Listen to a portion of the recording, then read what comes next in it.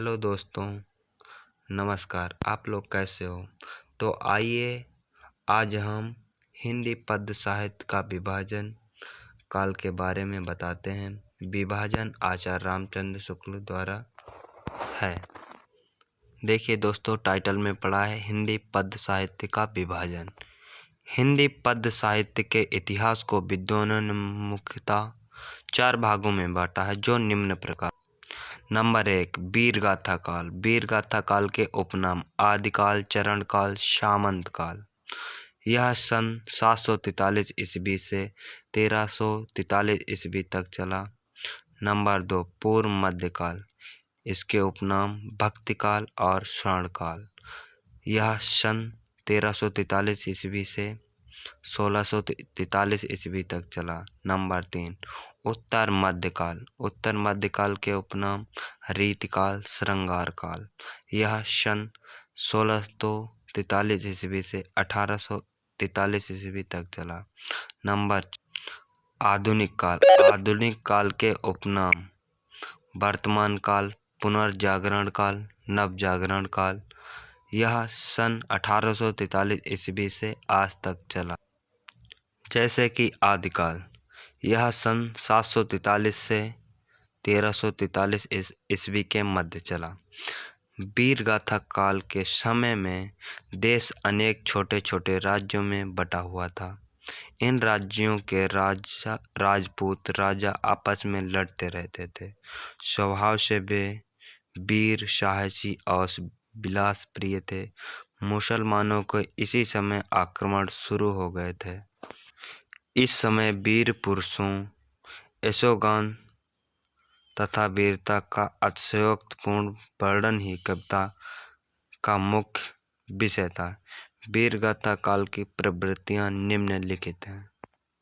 Number 1, आश्रयदाता राजाओं की प्रशंसा।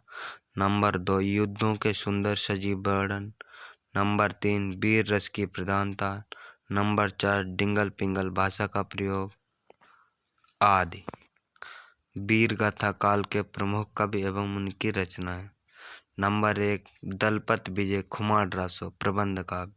नंबर 2, चंद्र बरदाई पृथ्वीराज रासो प्रबंध काव्य। नंबर 3, सारंगधर हमीर रासो प्रबंध काव्य। नंबर 4, नलसिंह विजयपाल रासो प्रबंध काव्य। नंबर 5, जगनिक परमाल रासो वीर गीत। नंबर 6, नरपद नाल विशल देव रासो वीर गीत।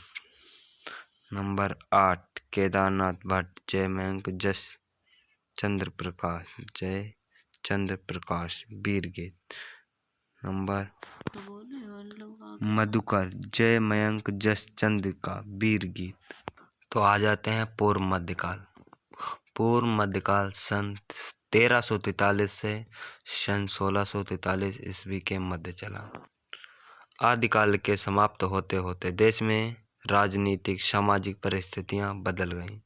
मुसलमानों का साम्राज्य स्थापित हो जाने पर छोटे छोटे राजा मारे गए। इसी परिवर्तित परिस्थिति में भक्ति भावना का उदय हुआ।